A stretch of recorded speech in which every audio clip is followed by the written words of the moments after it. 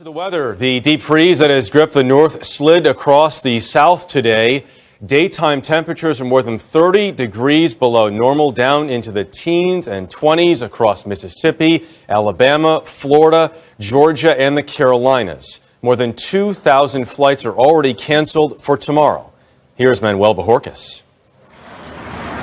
This was I-95 through Brunswick, Georgia, and while it isn't rare to see a massive backup here, the cause of this one was ice on the road this far south. Dozens of long-haul drivers decided it was time to pull over. Even Lee Church, who is from Indiana, put it in park. Trying to get up to at least somewhere in South Carolina because I knew it was supposed to start snowing. Didn't work out that way. Why not? Well, I'd say there's about a quarter inch of ice on the road, and it's icing everything up, and just snow on top of it. It's just a real bad situation. Hundreds of accidents littered roadways from Georgia to the Carolinas. Semi-trucks flipped over and cars lost control. Those who didn't heed the warnings to stay off roads found themselves stuck. Georgia State Patrol Captain Chris Wright. This is not something that our people are accustomed to dealing with. So we want them to stay home, stay off the roadway, and stay safe and stay warm. The southern snow dipped as far as Tallahassee, Florida, which hadn't seen much of any snowfall in nearly 3 decades.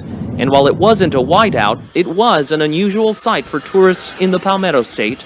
Gus Kroll is visiting Charleston. It's pretty wild. I've never seen palm trees with snow on them before. Heading into tonight, winds could cause more power outages along southern coastal communities. Ice that's formed on trees and power lines threatens to weigh down and snap them. Here's a rare sight in Tallahassee, Florida. Yes, that is snow that is coming down. In fact, the National Weather Service reporting 1/10 of an inch of snowfall in downtown Tallahassee. Now, that's the first measurable snow since 1989. Here we go. It's time for the big storm. This is going to be a real deal blizzard in the Northeast, especially along the coast. You can see people out at the grocery stores getting ready. The time window is closing very quickly. The storm's moving pretty fast, and Thursday is going to be a wash. As people across the U.S. battle dangerously cold conditions, Americans on the East Coast are bracing for a ferocious winter storm. The National Weather Service says the storm is expected to hammer the southeast to New England with snow, ice, rain, and strong winds. Some meteorologists think these extreme conditions could help develop a bomb cyclone. The National Oceanic and Atmospheric Administration says, like other storms, these usually happen when a weather pattern has a huge pressure change in a short time. And those pressure changes can create violent winds and weather. As the Washington Post notes, the storm could resemble a winter hurricane with damaging gusts and blizzard conditions. One has killed at least 2 and displaced thousands since making landfall Tuesday in the central Philippines. Both deaths occurred in Malabuyok in southern Cebu province. A 64-year-old woman died when a landslide hit her home, and a 39-year-old man died after jumping through a window in panic. Agaton's heavy winds and rains caused landslides and floods in many Philippine provinces. The National Disaster Risk Reduction and Management Council said over 4,000 families have been evacuated. Storm Eleanor has battered Ireland with furious waves washing up coastal roads, causing flooding and cutting power to tens of thousands of homes. Here in the harbor city of Galway, some people had to be rescued from the rising waters in kayaks. Transport links have been affected, and local police have warned drivers of debris on many roads. The storm is also wreaking havoc in the UK, where the Met Office has issued a yellow warning for very strong winds across most of the country. Gusts of up to 160 kilometers per hour have been recorded since Tuesday night. Strong gales affected most of the country during the storm, with gusts reaching almost 200 kilometers an hour near Lucerne, the highest there since records began in 1981.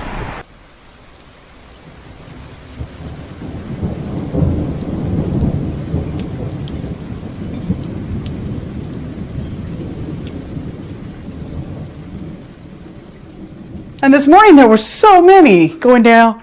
It was so many pictures. They all tilted. Pictures that were not that way when Tina and Dwayne Moore got into bed last night. But shortly after 12:30 this morning, their battleground home and everything in it shook. Just for, I mean, it was a second, if two, just a bang, bang, bang, bang, and everything shook.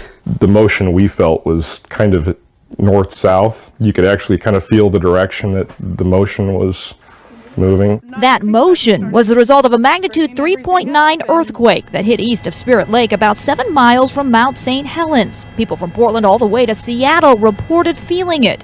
Dwayne and Tina say it wasn't anything scary, but it was different. It's been a long while since we felt anything here, yeah. The Moores say the last time they felt an earthquake that strong in this area was back in the early 80s, shortly after Mount St. Helens erupted. There's another small aftershock there. Seismologist Wes Thielen says that's about right. He says while earthquakes do happen relatively often in this area, this recent one certainly piqued his curiosity. This was sort of notable because this is actually a fairly large earthquake. So magnitude 3.9 is the largest earthquake that we've seen in this particular area, but even right around St. Helens, this is the second largest earthquake that we've seen since 1981. Still, he says there is no reason to be concerned. This was just normal movement between tectonic plates in the area and is not directly related to the volcano or any potential subduction zone earthquake. But he says it is a good reminder that earthquakes can and do happen here in the Pacific Northwest. It's just part of living in this part of the country. French President Emmanuel Macron has criticized Israel, the United States and Saudi Arabia for encouraging the Iranian anti-regime protests, saying the three countries could lead us to war.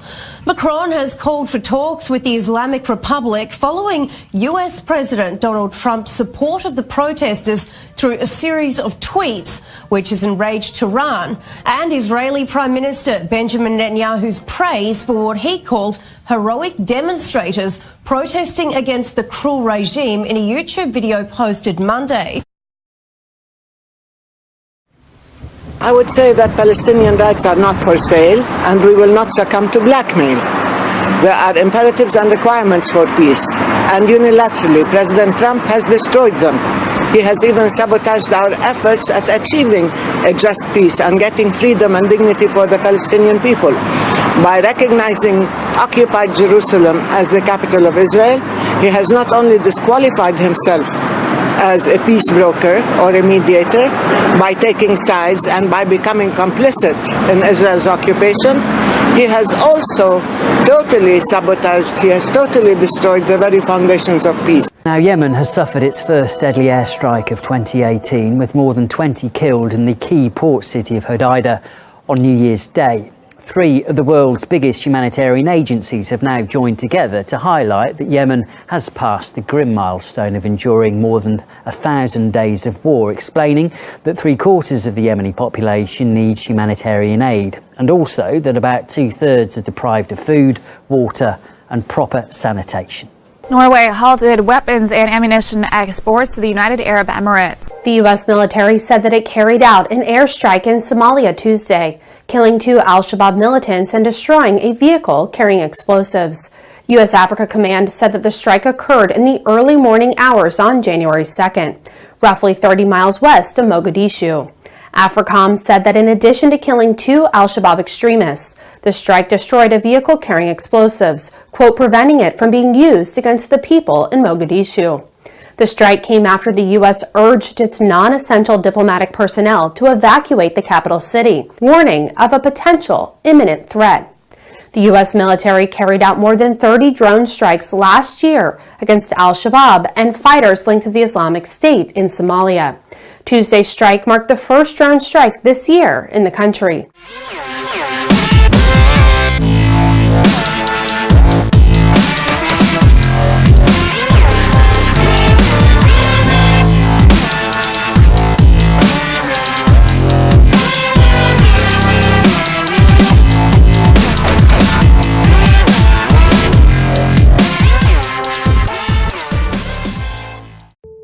A key communication line between North and South Korea is up and running for the first time in nearly 2 years. South Korea's Ministry of Unification confirmed North Korean leader Kim Jong-un gave the order for the line to be reopened Wednesday. According to several reports, the two countries later made contact over the hotline for 20 minutes to make sure it was operating correctly. The move came 2 days after Kim Jong-un extended what seemed to be an olive branch to South Korea during his annual New Year's Day speech. Does this administration believe that the deep state is a real thing, that there is this shadow government out there actively plotting to sabotage him? President Donald Trump tweeted Tuesday suggesting the U.S. Department of Justice is part of the so-called deep state. Here's what that is. The deep state is a conspiracy theory purporting a behind-the-scenes network of officials in the U.S. government and elsewhere are working to influence policy and delegitimize elected leadership.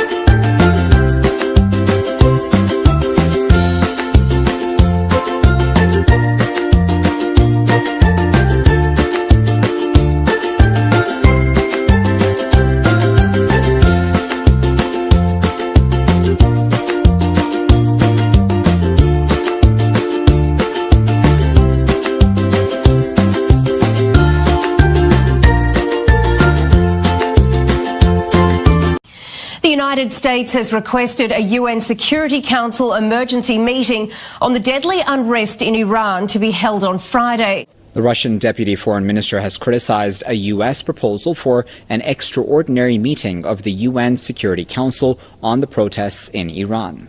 Sergei Ryabkov described as harmful and destructive the proposal by U.S. Ambassador to the UN, Nikki Haley. Earlier, Ryabkov warned the U.S. over its stance on the violent protests and riots in Iran, demanding that Washington avoid interfering in the Islamic Republic's internal affairs. The Russian diplomat said he is sure that Iran will overcome the current difficulties. In the ongoing protests in Iran, Turkey is now weighing in, warning against external parties attempting to interfere in the country's domestic politics. Addressing the unrest during a news conference in Ankara, President Tayyip Erdogan's spokesman said that such actions could provoke a backlash. Ibrahim Kalin told reporters that Turkey will not accept any interference aimed at disrupting peace and tranquility. This after at least 20 were killed during the week of mass protests. Take a listen. Iran's peace and tranquility matters a lot to us. I have to say that if some people attempt to cause a stir in Iran from outside, it will only provoke backlash. Once again, I would like to stress that we cannot accept any interference through outside statements and tweets aimed at disturbing the society's peace and tranquility. The State Department is freezing counterterrorism payments scheduled to go to Pakistan. That's in addition to the $255 million in military aid the U.S. already delayed paying. The move comes days after President Trump attacked the amount of aid Pakistan has received from the U.S. over the years. The country is also a valuable ally to the U.S. in Afghanistan, and rising tensions could imperil that cooperation.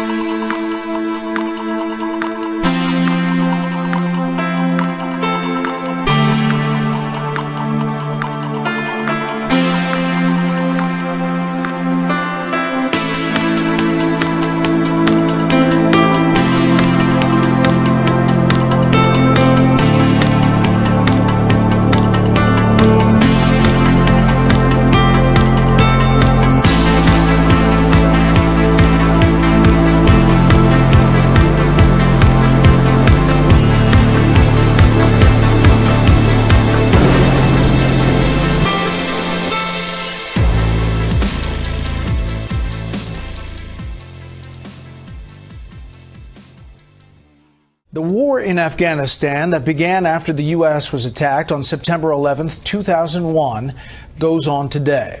And in this new year, a stark reminder that U.S. troops stationed there are still very much in harm's way.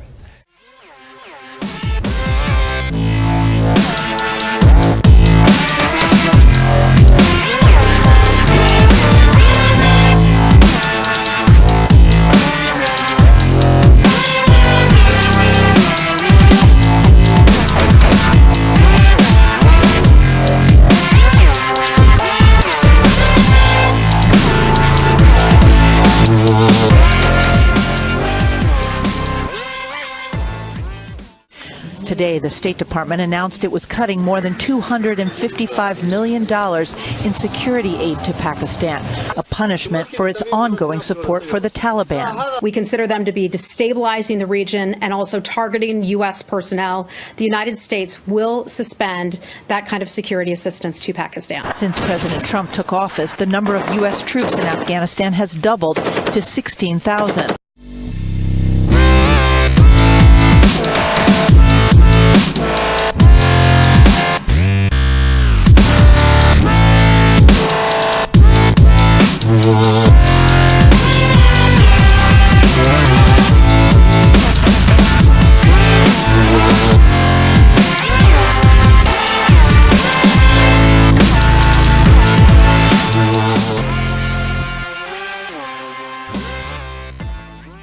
China may be looking to cozy up to its Middle East ally, Pakistan. Historically, China and Pakistan have maintained close ties. Fewer than 2 years after it was established, Pakistan first recognized the People's Republic of China. Pakistan's Prime Minister has hailed China as his country's best and most trusted friend. The two nations remain close strategic trade partners. Recent moves by China, though, suggest the country may be looking to exploit Washington's decision to slash Pakistani aid in order to gain geopolitical advantage over the U.S. in the region. The electricity cuts are a result of a dispute between the Palestinian Authority and Hamas. The PA announced on Wednesday that it had agreed to restore payments for electricity in Gaza 6 months after halting them. The New York Police Department and the FBI are investigating images on social media of what appears to be ISIS supporters taking selfies outside museums and other locations around New York as a warning of a possible attack. The photo began circulating over the weekend. It shows a masked hooded man with an ISIS logo on his scarf. He's standing in front of a snow-covered sidewalk outside the Upper East Side Metropolitan Museum. The caption underneath it reads, "We are in your backyard, O worshippers of the cross."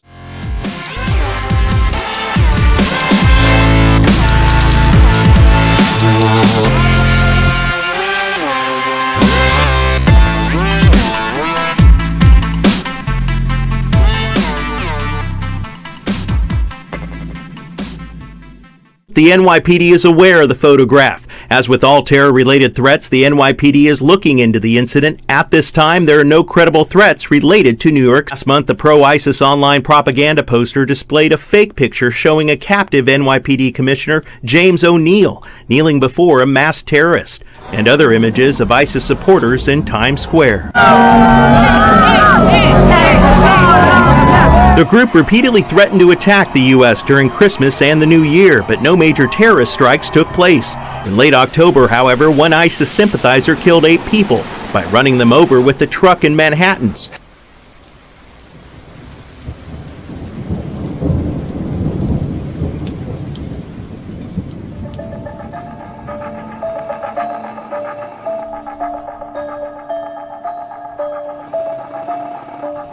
I don't feel safe personally living in this area for like 3 years now, and I think the council or the government should do something about it, and everyone should take responsibility, and they should be punished very harsh. It is dangerous now to be out and about at night. The public are in fear, and the police can only do what they can do. There should be more resources out there, but unfortunately the governments are probably not given the budget. This is where it's all going wrong.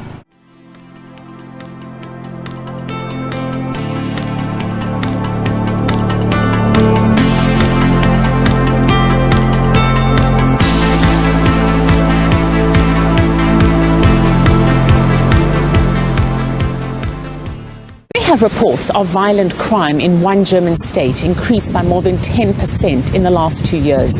Well, this is exactly what a group of criminologists at Zurich University of Applied Science set out to find. And what they established is that there is a link between the increased violent crimes in Lower Saxony and the influx of migrants. But the authors say there are a number of important contributing factors. The first and foremost is the age of the migrants. Most are men between the ages of 14 and 30. Now, generally speaking, people in this age bracket are more likely to commit acts of a violent nature than people in other age groups. Secondly, where they come from is important. Migrants who come from Syria, Iraq, and Afghanistan tend not to carry out the same number of violent acts as migrants, for example, that are coming from North Africa. And then third, what is also relevant is the fact that there is a lack of women among the migrants. Only a quarter of migrants are female, which means that you have groups of young men without their wives, their mothers, or their sisters, and they are more likely to carry out acts of a violent nature.